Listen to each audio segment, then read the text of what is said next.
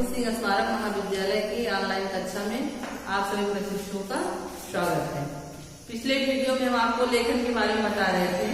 इसमें जो है लेखन क्या है, लेखन का महत्व क्या है, लेखन जो है लेखन का तरीका क्या है। अब आज हम बताएंगे लेखन के सोपान। तो आज हमारा टॉपिक है लेखन के सोपान। लेखन के सोपान का मतलब क्या होता है कि लेखन जो होता है वो किन किन तरीकों से करवाया जाता है या किन किन तरीकों से किया जाता है। तो लेखन के जो है निम्नलिखित 3 सोपान। पहला है अनुलेख, इसे अनुलिपि भी कहते हैं। अनुलेख को ही अनुलिपि भी कहा जाता है। और दूसरा होता है प्रतिलेख। अनुलेख के बाद होता है प्रतिलेख, इसे प्रतिलिपि भी कहते हैं। प्रतिलेख या प्रतिलिपि। और तीसरा होता है श्रुतलेख। श्रुतलेख या श्रुतलिपि।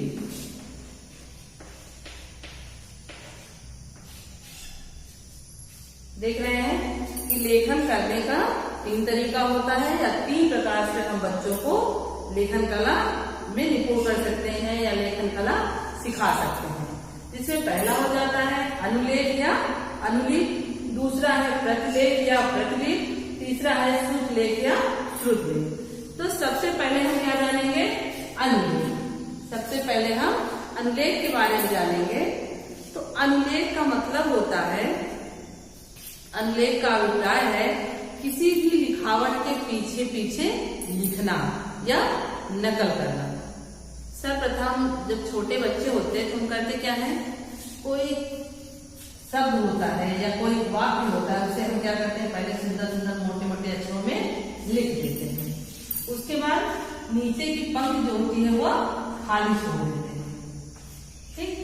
तो जब बच्चा ऊपर दिए गए शब्दों को या लिखे हुए शब्दों को मोटे मोटे सुंदर सुंदर हम लिखते हैं, तो इन्हीं शब्दों को देखकर वह नकल करते हुए नीचे शब्दों को लिखता जाता है। इसी तरीके से हर पंक्ति में एक ही शब्द जो ऊपर लिखा हुआ है। तो यदि बच्चा जो होता है इस प्रकार से लेखन करता है कि ऊपर जो लिखे हुए शब्दों को, ऊपर की पंक्ति में लिखे हुए शब्दों को या वाक्यों को नकल करते हुए नीचे क्रम से नीचे की पंक्ति में लिखता जाता है, तो उसे क्या कहा जाता है? अनुलेख या अनुलिपि। अनुलेख और अनुलिपि का मतलब होता है कि लेखन का पूर्ण अभ्यास करवाना। सर्वप्रथम लेखन का अभ्यास जब हो जाएगा तभी हम आगे कोई लेख करवा पाएंगे या कोई जो है लिपि आगे बता पाएंगे। तो लेखन के अभ्यास में सबसे पहले हमें अनुलेख ही करवाना चाहिए। अनुलेख के बाद होता है प्रतिलेख। प्रतिलेख का मतलब होता है कि जब हम पाठ्य सामग्री से देखकर या पाठ्य सामग्री में लिखी हुई पाठ्यवस्तु को ज्यों का त्यों नकल कर लिख लेते हैं, या पाठ्य सामग्री में लिखे हुए शब्दों को देख कर ज्यों का त्यों नकल उतारना या नकल करना ही प्रतिलेख या प्रतिलिपि कहलाता है। किसी आपने जो है बचपन से प्रतिलिपि जो है किया होगा, जिसमें उसको क्या कहते थे, सुलेख। ये होता था कि एक पेज सुलेख लिख के लाना। तो जो सुलेख लिखवाया जाता था आपसे वही है प्रतिलेख। इसे प्रतिलेख, इसी को सुलेख भी कहते हैं। सुलेख आप कहाँ से लिखते हैं? किताब से देखकर। पाठ्य सामग्री जो होती है हमारी, अर्थात पाठ्य पुस्तक जो होती है, उसी के किसी एक भाग को, क्योंकि पूरा का पूरा तो हम लिखते नहीं है, एक चैप्टर में हमारे जो है या एक पृष्ठ में किसी कहानी का छोटा अंश ही आ पाता है ना। तो पाठ्य पुस्तक के किसी भाग को, किसी अंश को ज्यों का त्यों अपनी अभ्यास पुस्तिका में नकल करना या उतारना। पाठ्य सामग्री से अभ्यास पुस्तिका पर नकल करना या उतारना जो होता है वह प्रतिलेख या प्रतिलिपि कहलाता है। अब इसके बाद आता है श्रुतलेख या श्रुतलिपि। श्रुत का मतलब होता है, या श्रुत का अर्थ होता है सुनना। तो श्रुत और लेख, श्रुतलेख के दो शब्द है ना, श्रुत और लेख। श्रुत मतलब सुनकर और लेख का मतलब लिखना। अर्थात श्रुतलेख का मतलब हो गया सुनकर लिखना। तो वह वाक्य या वह शब्द जो अध्यापक के द्वारा बोला जाए और छात्र उसे सुनकर लिखे, या सुनकर वाक्यों को लिखना जो होता है वही हमारा श्रुतलेख या श्रुतलिपि कहलाता है। जो आप लोगों ने बचपन में पढ़ा होगा या सुनते होंगे आलेख, इसे आप आलेख कहते हैं।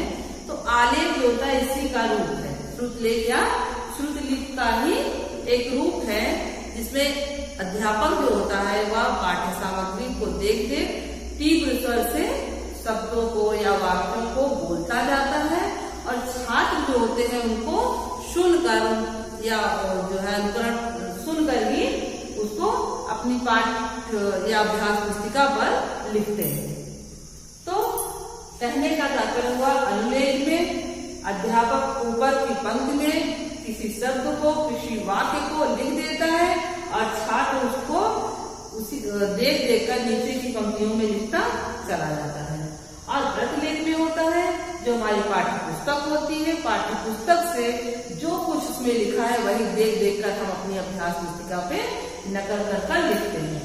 और श्रुतलेख या श्रुतलिपि जो होती है उसमें अध्यापक बोलता है और उनके द्वारा बोले हुए वाक्यों को छात्र सुनकर लिखता है। इन तीन तरीकों से पहले जो है श्रुतलेख होता है, ये जब बच्चा अनुलेख या प्रतिलेख में निपुण हो जाता है तभी श्रुतलेख करवाया जाता है। श्रुतलेख क्यों करवाया जाता है? बच्चों का मूल्यांकन करने के लिए कि वह लेखन कौशल में पारंगत हुआ है या नहीं हुआ है, वर्णों, शब्दों, मात्राओं को पहचान रहा है या नहीं पहचान रहा है। इन सभी चीजों का मूल्यांकन हम किसके माध्यम से करते हैं? श्रुतलेख के माध्यम से ही कर पाते हैं। जब बच्चा अनुलेख और प्रतिलेख में तीव्र हो जाएगा या इस कला को सीख लेगा, इस लेखन को अनुलेख प्रतिलेख को सीख लेगा, उसके बाद ही हम श्रुतलेख करवाएंगे। अब श्रुतलेख के बाद हम जो है देखेंगे कि लेखन के सोपान के बाद देखना है हमको कि लेखन के समय ध्यान देने योग्य कुछ बातें होती हैं जिनका हमें विशेष ध्यान देना चाहिए। लेखन करते समय ध्यान देने योग्य बातें। लेखन करते समय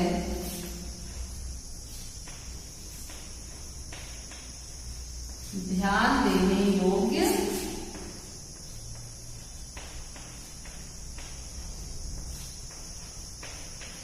बातें।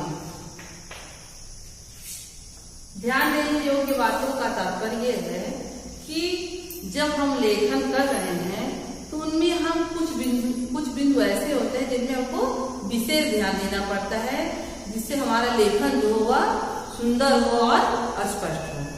तो वह कौन कौन सी चीजें हैं? जैसे उचित मुद्रा, उचित आसन मुद्रा,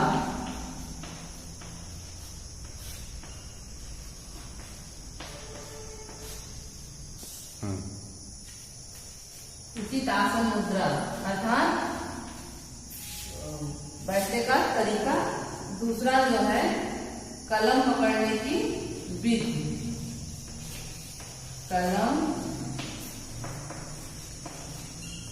पकड़ने की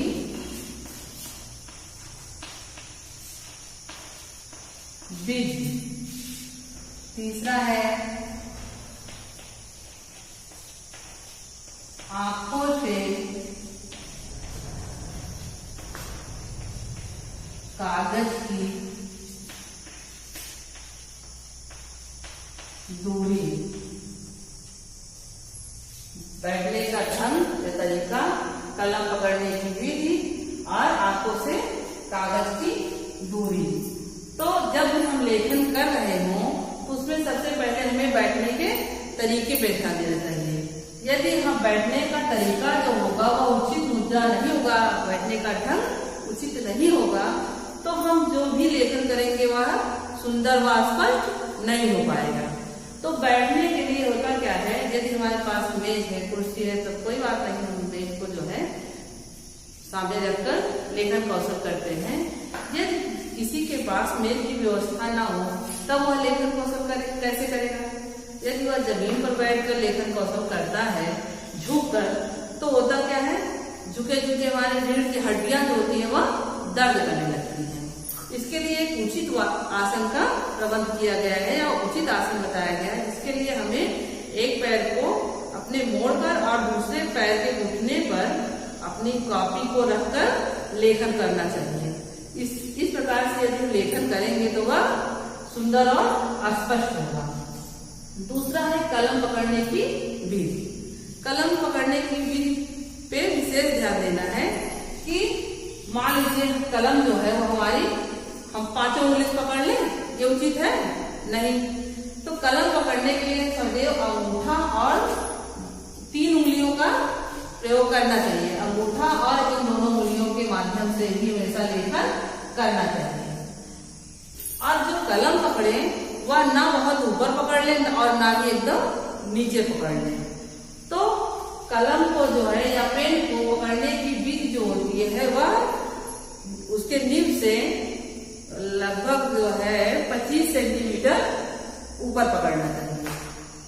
सॉरी, एक जो है कलम पकड़ने की विधि के अंतर्गत जो है थोड़ा सा हम ध्यान देंगे, आपको आगे वीडियो में स्पष्ट कर देंगे, थोड़ा सा कंफ्यूजन है।